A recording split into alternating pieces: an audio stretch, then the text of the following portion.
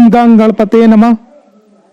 दर्शकों, आपका हार्दिक स्वागत है आपका अपना चैनल शिव शक्ति मात्र छाया परिवार में। दर्शकों, अगर आप चैनल पे पहली बार आए हो तो चैनल को सब्सक्राइब करना, वीडियो को लाइक करना बिल्कुल ना भूलें और साथ ही साथ प्रेम से बोलो जय माता दी, जय महाकाली।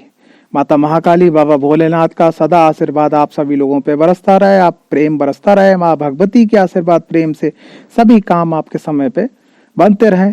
इसी प्रार्थना के साथ में वीडियो को शुरू करते हैं।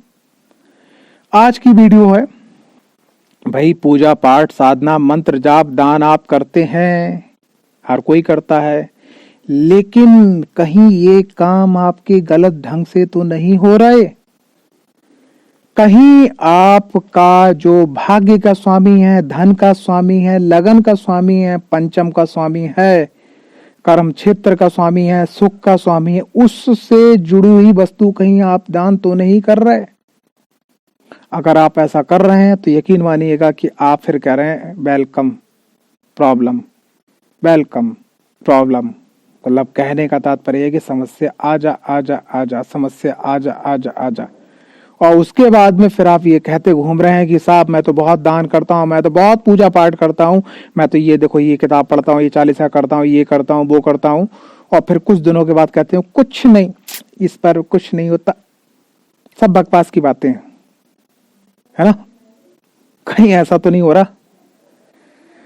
गलत तरीके की गई पूजा आपको नुकसान पहुंचा सकती है। गलत तरीके का किया गया पाठ आपको नुकसान कर सकता है। साधना अगर दीक्षित रूप से आपको प्राप्त नहीं है तो आपको नुकसान हो सकता है।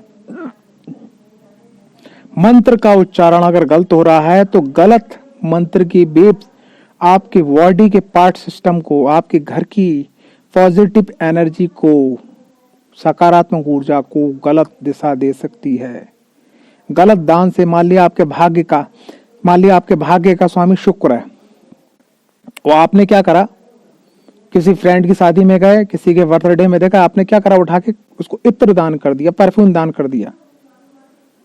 मैं तो एक ही लाइन बोलूंगा, गई भैंस पानी में। आपने अपने भाग्य को स्वयं दान कर दिया। मान लिया आपके भाग्य के स्वामी देवगुरु बृहस्पति हैं, आप किसी को कपड़ा देने गए, मंदिर से बाहर की बात कर रहा हूं, धर्म स्थान पे आप कोई भी चीज दान करो, उसका कोई भी नेगेटिव रिजल्ट नहीं मिलता। आपको कोई मित्र मिलने जुलने वाला था, आपने क्या करा, उसको एक पीला कुर्ता या पीली कोई चीज दान कर दी, तो क्या कर रहे हो आप, अपने भाग्य को दान कर रहे हो भाई। मान लिया आपके पंचम भाव का स्वामी बुध है, यानी कि, और आपने क्या करा, किसी बच्चे को टॉय दान कर दिया, खिलौने बुद्ध से आते हैं, तो आप क्या कर रहे हो, अपनी ज्ञान दान कर रहे हो भाई। बुद्धि कैसे बढ़ेगी, विवेक कैसे बढ़ेगा, संतुलन कैसे आएगा जीवन में। मान लिया आपके लगन के स्वामी, आपके शरीर के स्वामी मंगल हैं, और आपने क्या करा, आप एक महिला हैं, दूसरी महिला मांगने आई, आपने क्या करा, लाल मसूर की दाल उनको उठा के दान कर दी, बोले पैसा भी नहीं लिए, ऐसे दे दिया। तो आप क्या कर रहे हो, अपने भाग्य को दान कर रहे हो भाई। मान लिया आप पूजा पाठ कर रहे हैं, धूपबत्ती लगा रहे हो, अगरबत्ती लगा रहे हो, दीपक जला रहे हो,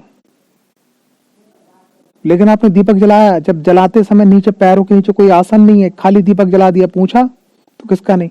हो सकता है कि उस ज्योत पे, उस दीपक पे, उसकी जो खुशबू है, कोई आसपास का शैतान भूत पलीत कोई नेगेटिव ऊर्जा लेती हो और वो आपके घर में आकर तांडव कर दे।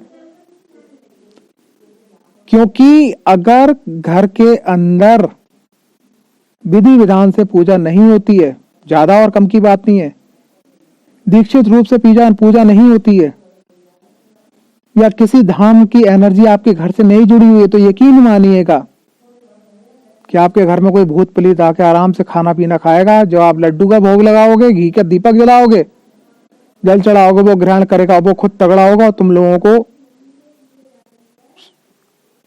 सीटी बजा देगा। ऐसा हुआ है मेरे आंखों के सामने।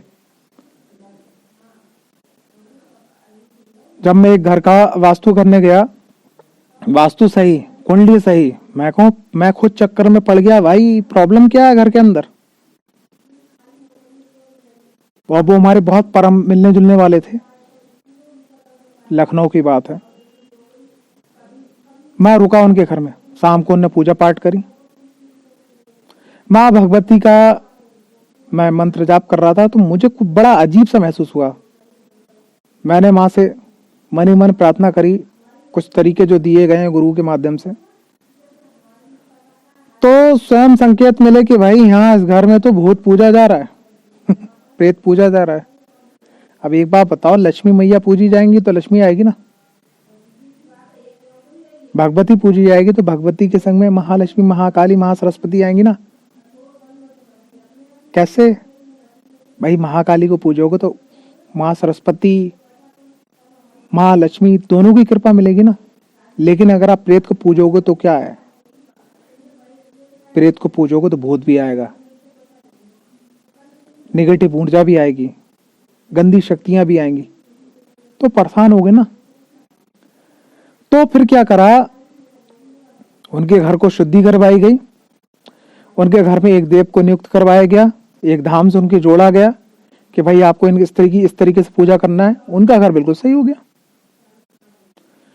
तो गलत तरीके से करी गई पूजा भी नुकसान पहुंचा सकती है। फिर आप ये मत कहना कि सनातन धर्म में भाई बहुत सारे लोग जो धर्म परिवर्तन इसी चक्कर से कर लेते हैं कि उनको जानकारी ही नहीं होती।